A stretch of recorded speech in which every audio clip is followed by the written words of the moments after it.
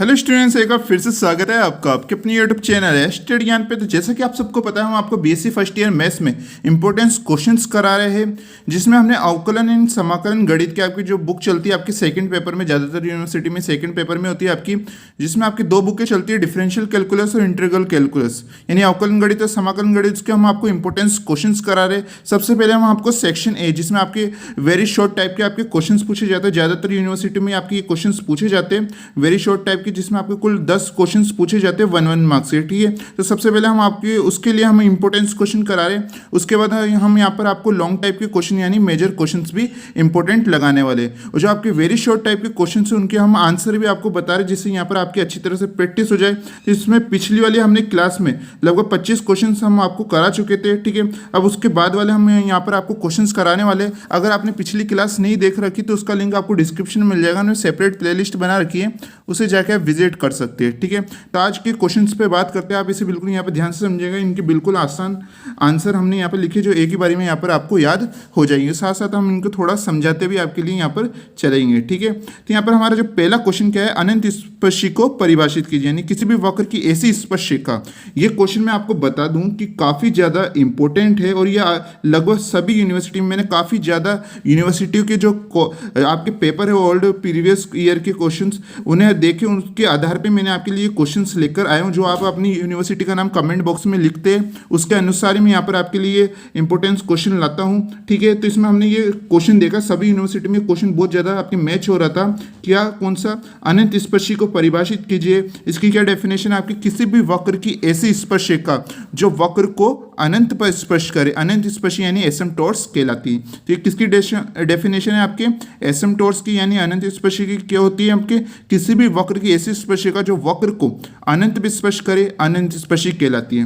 हालांकि मैंने आपको अनंत स्पर्शी का पूरा चैप्टर करा रखा है, लगभग सभी क्वेश्चंस करा रखे, अच्छी तरह समझा रखा है अनंत स्पर्शी होती क्या है, और जितने भी आपके क्वेश्चंस अनंत स्पर्शी वो सारा हमने करा रखा है। अगर आप अनंत स्पर्शी चैप्टर पढ़ना चाहते हैं पूरा, उसके लॉन्ग टाइप के क्वेश्चंस पढ़ना चाहते हैं, किस प्रकार से आते हैं इंपॉर्टेंट क्वेश्चन, तो आपको प्लेलिस्ट का लिंक डिस्क्रिप्शन में मिल जाएगा, जहाँ पर हमने अनंत स्पर्शी की सेपरेट प्लेलिस्ट बना रखी है, उससे जाके आप विजिट कर सकते हैं। बिल्कुल अच्छी अच्छी हमने वहाँ पर क्लासेस आपके लिए डाल रखी है, जो कि काफ़ी ज़्यादा स्टूडेंट्स उसे पहले से ही देख चुके हैं।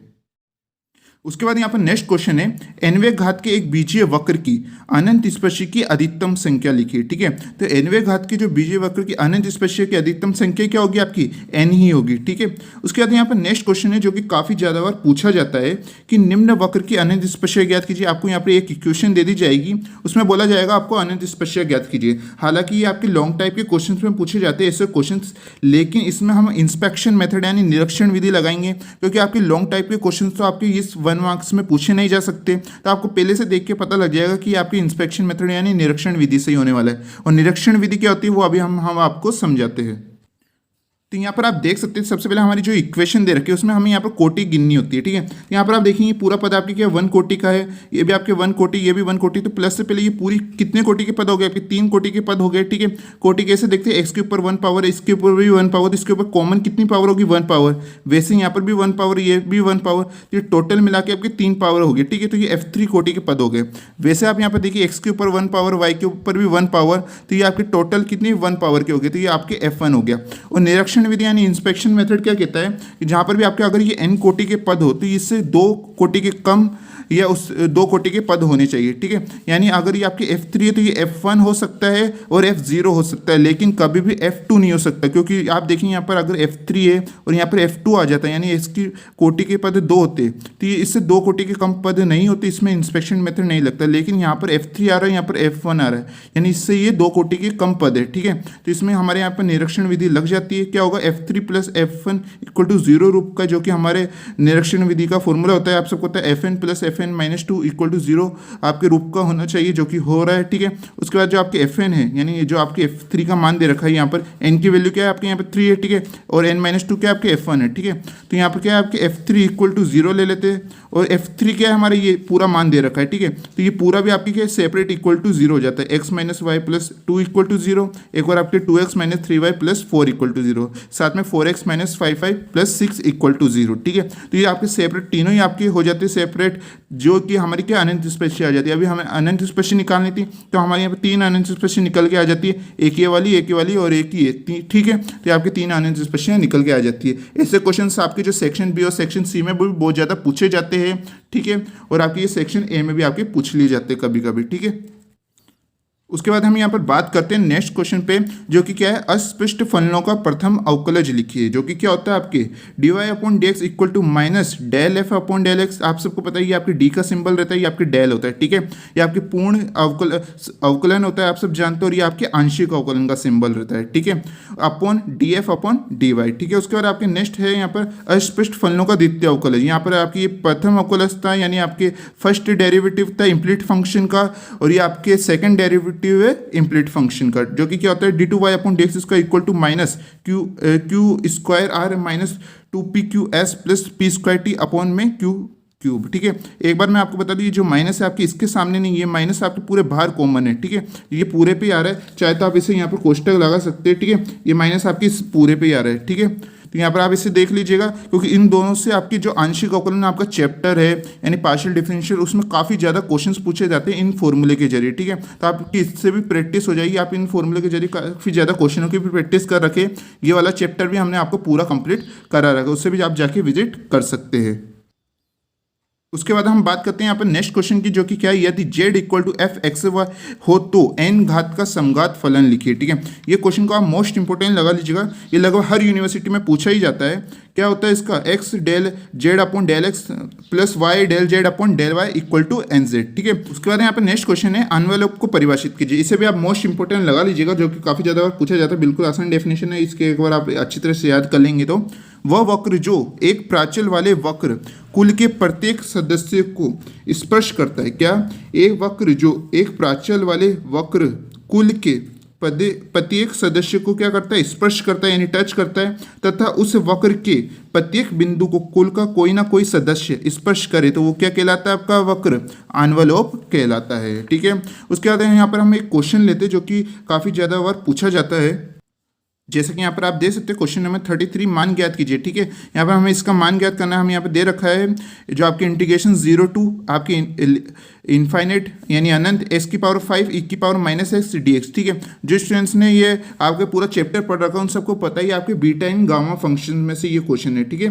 जो आपकी सेकंड बुक है समाकलन गणित यानी इंटीग्रल कैलकुलस में आपके चैप्टर है बीटा इन गामा फंक्शन, जो कि काफ़ी ज़्यादा इंपॉर्टेंट रहता है, उसी चैप्टर्स का है आपका ये, और काफ़ी ज़्यादा इससे क्वेश्चंस आपके पूछे ही जाते हैं। इसमें क्या करना है, हमारे यहाँ पे ये इक्वेशन दे रखी है, जैसे कि यहाँ पर आप देख सकते हैं। अब इसमें क्या हमें यहाँ पर मान ज्ञात करना है, ठीक है। मान कैसे ज्ञात करेंगे, आप सब जानते हैं कि अगर इसे हम x की पावर 5 है, इसे हम इस प्रकार लिख सकते हैं ना, x की पावर 6 माइनस 1, 6 माइनस 1 आपकी दोबारा 5 ही बन जाता है। अब आप कहेंगे कि सर हमने यहाँ पर 6 माइनस 1 क्यों करा है, वो इसलिए करा क्योंकि आप सब जानते हैं कि गामा n, यहाँ पर ये किसका सिंबल रहता है, आपके गामा का सिंबल रहता है, ठीक है। तो गामा n इक्वल टू क्या होता है, आपके 0 टू इनफाइनेट e की पावर माइनस एक्स एक्स की power n minus 1 D x, ठीक है। ये आपका फॉर्मूला रहता है, ठीक है, गामा n का, यानी आपके गामा फंक्शन का फॉर्मूला होता है। अब आप इसमें देखिए, आप यहाँ पर e की पावर माइनस एक्स, इधर भी e की पावर माइनस एक्स आ रहा है, यहाँ पर x की पावर n माइनस 1, यहाँ पर x की पावर 6 माइनस 1 आ रहा है। इससे हमें क्या पता लगता है, यहाँ पर n की जगह क्या आ रहा है आपके 6, यानी n की वैल्यू क्या हो चुकी है, आपके 6 हो चुकी है, ठीक है। dx यहाँ पर भी dx, ठीक है। तो यहाँ पर हम गामा n की जगह क्या लिख सकते हैं, गामा 6 लिख सकते हैं ना, इस फॉर्मूले के जरिए बिल्कुल लिख सकते हैं, ठीक है। तो यहाँ पर गामा 6 हो गया। उसके बाद हमने यहाँ पर एक प्रॉपर्टीज पढ़ाई थी आपको गामा फंक्शंस में, हमने ये वाला चैप्टर्स भी आपको करा रखा है कि जब भी आपके गामा n+1 हो, कौन सा आपका गामा n+1 की कंडीशन हो, तो उसे हम n फैक्टोरियल लिख सकते हैं। क्या लिख सकते हैं, n फैक्टोरियल लिख सकते हैं। यहाँ पर हम गामा 6 को क्या लिखते हैं, गामा 5+1। देखिए आप 5+1 आपकी दोबारा 6 ही बनता है, ठीक है। तो हम यहाँ पर गामा 6 को गामा 5+1 लिख सकते हैं, और इस प्रॉपर्टी के जरिए आप देखिएगा गामा n+1 क्या हो जाता है, आपका n फैक्टोरियल हो जाता है। तो इसी प्रकार आपके गामा 5+1 क्या हो जाता है, आपके यहाँ पर 5 फैक्टोरियल हो जाता है, ठीक है। तो यहाँ पर आप सब जानते हैं 5 फैक्टोरियल को हम किस प्रकार लिख सकते हैं, 5 इंटू 4 इंटू 3 इंटू 2 इंटू 1, ठीक है। इससे जितनी भी पहले वाली संख्या रहती है उन सबसे क्या कर देना, इंटू कर देना होता है। फैक्टोरियल हम इसी प्रकार निकालते हैं, जी बिल्कुल। उसके बाद आप सबको इससे मल्टीप्लाई करेंगे तो आपके मान क्या आ जाता है, 120 यहाँ पर आ जाता है, और ये हमारे क्या हो जाता है, आंसर हो जाता है। इस टाइप के आपके बहुत ज़्यादा क्वेश्चन पूछे जाते हैं, तो आप इसके अच्छे से यहाँ पर प्रैक्टिस कर लीजिएगा, ठीक है। उसके बाद हम यहाँ पर नेक्स्ट क्वेश्चन की बात करते हैं। अब आप यहाँ पे नेक्स्ट क्वेश्चन देख सकते हैं, क्वेश्चन नंबर 34, द्रिचलेट समाकलन का सूत्र लिखिए। कौन सा द्रिचलेट है, यानी द्रिचलेट भी होता है, बुकों में कई जगह द्रिचलेट भी दे रखा होता है, यहाँ पर हमने द्रिचलेट लिखा है, ठीक है। इसका समाकलन का सूत्र लिखिए, जो कि क्या होता है, आपके मोस्ट इंपॉर्टेंट क्वेश्चन है। इसके कई ज़्यादा आपके इससे रिलेटेड आपके क्वेश्चन भी पूछे जाते हैं, जो कि लॉन्ग टाइप के क्वेश्चन में इससे जब आपके इस टाइप के क्वेश्चन बहुत ज़्यादा पूछे जाते हैं, ठीक है। तो ये क्या होगा आपके इसका सूत्र, यहाँ पर आप देख सकते हैं, यहाँ पर है आपके ये ट्रिपल इंटीग्रेशन है। आपको कौन सा ट्रिपल इंटीग्रेशन है, त्रिसमाकलन है। यहाँ पर 3 बार इसका समाकलन हो रहा है, यानी 3 बार इंटीग्रेशन हो रहा है। ये आपके चैप्टर है आपके ट्रिपल इंटीग्रेशन, आप देख सकते हैं आपकी जो सेकंड बुक चलती है समाकलन गणित, ठीक है। तो उसमें आपकी ये फॉर्मूला आता है, s की पावर l-1, y की पावर m-1, z की power n-1, dx dy dz equal to क्या होता है, आपकी gamma l gamma m gamma n upon में gamma l plus m plus n plus 1, ठीक है। जब हम आपको लॉन्ग टाइप के क्वेश्चंस के इंपॉर्टेंस क्वेश्चन बताएंगे तो उसमें हम इसके टाइप के आपके जितने भी क्वेश्चंस बनते हैं द्रिचलेट समाकलन सूत्र से, वो सभी हम आपको इंपॉर्टेंट लगाएंगे, क्योंकि इसके क्वेश्चंस काफ़ी ज़्यादा बार पूछे जाते हैं। उसके बाद यहाँ पर नेक्स्ट क्वेश्चन है, क्वेश्चन नंबर 35, समाकलन। यहाँ पर आप देख सकते हैं, यहाँ पर डबल इंटीग्रेशन है। इससे पहले क्या आया था, आपके ट्रिपल इंटीग्रेशन आया था। यहाँ पर डबल इंटीग्रेशन है, f x comma y d x d y का क्या ध्रुवीय रूप यहाँ पर ज्ञात कीजिए, यानी जो पोलर फॉर्म है आपकी, इसको ज्ञात करने काफ़ी ज़्यादा इंपॉर्टेंट है। इसे आप इंपॉर्टेंट लगा लीजिएगा, काफ़ी ज़्यादा है, ये कई बार यूनिवर्सिटी में पूछा जाता है। ये क्या होता है, डबल इंटीग्रेशन ए यहाँ पर दे रखा है आपको एरिया, इसका मतलब क्या, ए का मतलब एरिया है, यहाँ पर क्षेत्रफल f x y d x d y, इसका फॉर्मूला क्या रहता है, double integration area f r cos theta, ध्रुवीय रूप है यानी पोलर फॉर्म है, तो यहाँ पर आपके थीटा और आर तो आने ही है, ठीक है। तो R cos theta R sine theta कोष्टक के बाद R D theta upon R D theta D R, ठीक है। ये आपको यहाँ पर सूत्र हो जाता है। उसके बाद काफ़ी ज़्यादा इंपॉर्टेंट आपकी डेफिनेशन, जो कि लगभग हर यूनिवर्सिटी में पूछी ही जाती है, कि नेज समीकरण को परिभाषित कीजिए। हमने आपके लिए यहाँ पर बिल्कुल आसान डेफिनेशन लिख रखी है, जिससे हर स्टूडेंट्स को यहाँ पर याद हो जाए। आप सब जानते हैं पदिक समीकरण क्या होती है, इससे पहले क्या थी आपकी पदिक समीकरण। पदिक समीकरण की क्या परिभाषा थी, पी और आर के बीच में रिलेशन, पी और आर के बीच में रिलेशन क्या कहलाता है आपका पदिक समीकरण, यानी उसके बीच में संबंध क्या कहलाता है आपका पदिक समीकरण, यानी पेडल इक्वेशन कहलाता है। इससे पहली वाली क्लास में हमने आपको बताया था। वैसे ही नेज समीकरण क्या होता है, एस तथा साई के संबंध को वक्र का क्या कहते हैं, नेज समीकरण हम यहाँ पर कहते हैं। बिल्कुल आसान डेफिनेशन, अभी तक तो आपको ये याद भी हो गई होगी। उसके बाद यहाँ पर नेक्स्ट क्वेश्चन है, दीर्घ बिंदु को परिभाषित कीजिए। कौन से बिंदु को, दीर्घ बिंदु को परिभाषित कीजिए। यदि वक्र का ऐसा बिंदु हो जिससे वक्र की केवल 2 शाखा ही गुजरती हो, क्या कहलाता है, उस बिंदु का दीर्घ बिंदु कहलाता है, ठीक है। ये तो बिल्कुल ही आसान डेफिनेशन थी। उसके बाद हम यहाँ पर बात करते हैं नेक्स्ट क्वेश्चन की, क्या है आपके, नति परिवर्तन बिंदु किसे कहते हैं। तो क्या है इसका आंसर, जब वक्र किसी बिंदु P पर किसी रेखा L के सापेक्ष एक और अवतल तथा दूसरी ओर क्या हो आपके उत्तल हो, तो यहाँ पर बिंदु P क्या कहलाता है आपका, नति परिवर्तन बिंदु कहलाता है। उसके बाद यहाँ पर नेक्स्ट क्वेश्चन है, आंशिक अवकलों का आपका क्रम विनिमय गुणधर्म को लिखिए, ठीक है। ये क्या होता है आपके x del two u upon del x del y equal to del two u upon del y ये डेल एक्स, ठीक है। इसका मतलब क्या है, यहाँ पर जहाँ पर भी आपके एक्स और वाई के यहाँ पर मान है, तो ये आगे पीछे हो जाए आपके, तो इससे यहाँ पर आंसर में कोई नहीं होता, यानी दोनों के आंसर हमारे यहाँ पर सेम होते हैं, ठीक है। इस टाइप के हमने कई क्वेश्चन भी आपको कराए थे।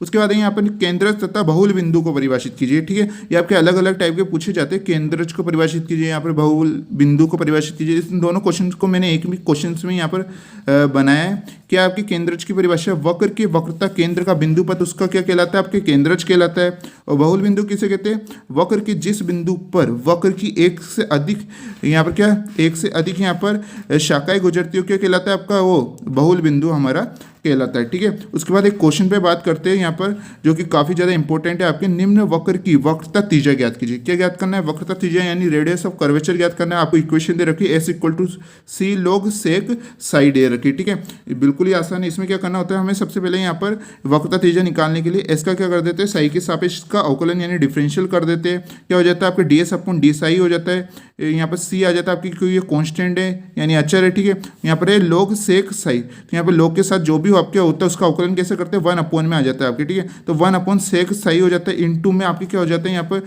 सेक का अवकलन आपके sec साई और tan साई यहाँ पर आपके हो जाता है, आप सब जानते हैं। फिर आपके क्या होगा यहाँ पर sec साई से यहाँ पर sec साई यहाँ पर आपकी कट जाएगा, ठीक है। और क्या बचता है आपके यहाँ पर सी tan साई यहाँ पर आपके बचता है, जैसे कि यहाँ पर आप देख सकते हैं। तो यहाँ पर हमारे ds अपॉन डी साई के निकल के आता है, सी tan साई निकल के आता है। और आप सब जानते हैं ds अपॉन डी साई क्या होता है, आपके रो होता है। रो किसका सिंबल होता है, आपके वक्रता तीजा का होता है, यानी रेडियस ऑफ कर्वेचर का होता है। इस प्रकार हमारे यहाँ पर वक्रता तीजा निकल के आ चुकी है, ठीक है। हम आपको यहाँ पर इंपॉर्टेंस क्वेश्चन तो पढ़ा रहे, साथ में इसको समझाते भी जा रहे हैं, जिससे आपके यहाँ पर क्या अच्छी तरह से यहाँ पर आ जाए, क्योंकि हमें यहाँ पर रटना नहीं है, इसको समझना भी है। इसलिए हम यहाँ पर आपको समझाते भी जा रहे हैं, क्योंकि इससे जितने भी टाइप के आपके क्वेश्चन आ जाते हैं तो आप उसे आसानी तरीके से यहाँ पर कर पाएंगे। उसके बाद यहाँ पर नेक्स्ट क्वेश्चन है, वक्रता वर्त का समीकरण लिखिए, यानी सर्कल ऑफ यानी कर्वेचर की आपको इक्वेशन लिखनी, जो कि क्या है आपके x माइनस एक्स बार का whole square plus y minus Y bar का whole square equal to rho square, ठीक है। तो यहाँ पर ये आपकी वक्रता वर्त की समीकरण होती है, जो कि काफी ज्यादा इंपॉर्टेंट है।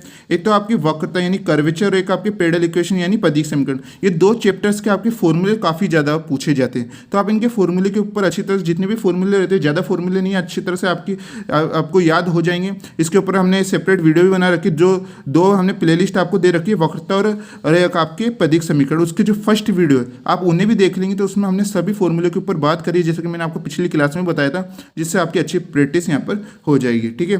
तो उसके बाद यहाँ पर नेक्स्ट क्वेश्चन है, ध्रुव से गुजरने वाली वक्रता जीवा का यहाँ पर सूत्र लिखिए। दोबारा हमारे फॉर्मूला ही पूछ लिया वक्रता जीवा का। इस टाइप के आपके बहुत ज्यादा क्वेश्चन पूछे जाते हैं, ठीक है। तो ये क्या होता है आपके c r equal to 2 rho science यहाँ पर 5 होता है, ठीक है। उसके बाद यहाँ पर नेक्स्ट क्वेश्चन है, जो कि इस टाइप के क्वेश्चन आपके काफी ज्यादा और पूछे जाते हैं। मान ज्ञात कीजिए, क्या ज्ञात करना है, मान ज्ञात करना है किसका, गामा 3/2 का, ठीक है। आपको आप हर यूनिवर्सिटी के पेपर में जाके देख सकते हैं, अपनी यूनिवर्सिटी के पेपर में भी देखिएगा, इस टाइप के आपके क्वेश्चन जो काफी ज्यादा पूछे जाते हैं, ये आपके बीटा एंड गामा फंक्शंस वाले चैप्टर में रहता है। यहाँ पर आपके गामा 3/2 आपके कुछ भी दे सकते हैं, वहाँ पर 5/2 देख सकते हैं, 1/2 दे सकते हैं। इसके हमें क्या ज्ञात करने हैं, यहाँ पर मान ज्ञात करने हैं। तो हम इसे कैसे ज्ञात करेंगे, यहाँ पर जो हमारे गामा 3/2 इसे हम इस प्रकार लिख सकते हैं ना, 1/2 + 1, ठीक है। कैसे लिख सकते हैं, 1/2 + 1, यहाँ पर आप इसे जोड़िए, देखिए 1 + 2 1/2 + 1 आपकी क्या होता है, 3/2 ही होता है, ठीक है।